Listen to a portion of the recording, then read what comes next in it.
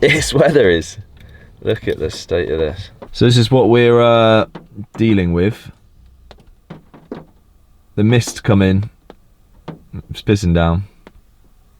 I'm about to walk past the greenkeepers to find out if I can actually practice today, because the course looks a bit shut, but hopefully that's just due to the fog and it's not because it's too wet. So one of the things that Ryan tried to drill into me last year, and Steve's also drilled into me, is you gotta start planning your practice sessions. So this is what we've got this morning. So a full morning's practice. It's only 4 hours. 4 hours really solid work. You'll be surprised how much you can get done. Usually what I do is then eat some food here and then go out on the course and play 9 holes and try and see exactly what's going on the golf course. But I'm not going to be able to do that today just because I've got so much to do.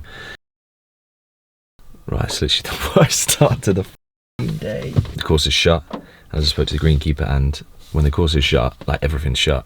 So I'm just driven up to East End, which is half an hour. I'm going to drive straight to Clifton Hill, then scribble out everything that I planned today, replan it, and then just go about trying to get the most out of what we can do. Stay positive. It's fine. In England you can come back.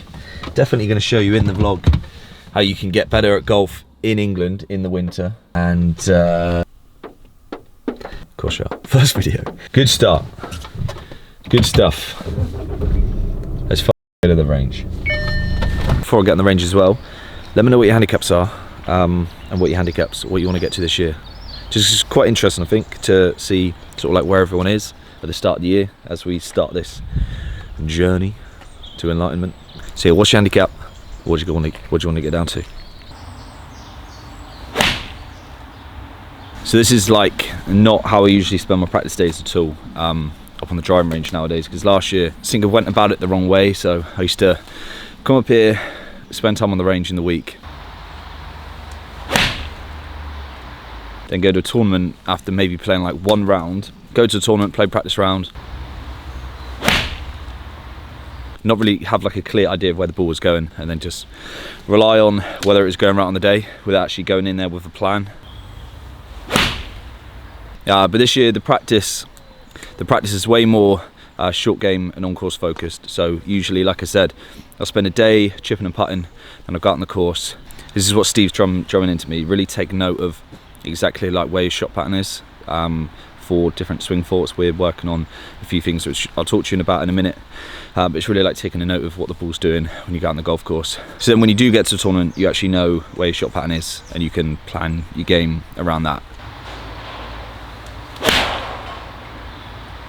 Right, long game. Before I go into what I'm doing long game wise, if you actually want an online lesson with Steve, you just got to hit the link in the bio. So he's doing online lessons now from South Africa. So just hit the link. I know he's a proper fan favourite now. I might as well start calling him the Lord, to be honest, because everyone praises him. His coaching is going to be available, or is available now. So if you want to head to the link in the bio, you can go and get an online lessons with him. But yeah, make sure you obviously watch the end of this and click all the ads and stuff. Like, just leave the ads on for as long as possible. Watch them all and then click the link. So, like, have a look on the page for 10 minutes and then come back. So I'm pretty much just taking it one step at a time with the long game. So I was tending to drag the handle inside and just get it really deep, and then from there I'd have a lot of movement at the top of my swing. So I'd get deep and then a lot of travel, as Steve would call it, to the top of the swing, and from there I'm like really out of sync and my hips go early. So what we're focusing on is just getting the right arm to fold a little earlier, and then from there keep this right elbow in front of the body. So when the right elbow's in front of the body, the club then stays in front, and then instead of getting a load of travel to the top, just make it more like compact action where it gets to there and then everything moves at the same speed. And it's definitely working in quite nicely. So I've played a tournament which we're going to go through in a minute, and I've worked out before that tournament what worked, whether it was swing thought stuff or natural feeling swing on the golf course, because you tell me to go out and play 9 holes, 1 ball natural swing, 1 ball swing thoughts, and just like look at the results, see what works best, see what kind of golfer you are, because everyone's different. Some people can't play with swing thoughts, and then you get some tour pros that win tournaments with literally 5 swing faults at the same time. So it's not one fix for every person. You just got to work that out for yourself.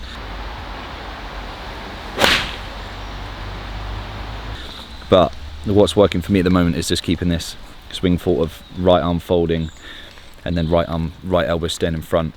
So yeah, what that leads to is better strike. There's more consistency because I'm not stuck. I'm not relying on like timing as much, and it feels like the body moves as one piece. So even those like 3/4 shots with wedges and 7 irons, say into wind, I'm finding it like easier to time them because it's more of a compact move and like the body's moving sort of like at the same speed. So yeah, that's the current swing thoughts. But I'll update you as we go. I'm sure they'll evolve. It's definitely something that's working at the moment, and we're going to continue working on for the time being. Those swings all felt like fairly exaggerated. I can definitely go like a bit more.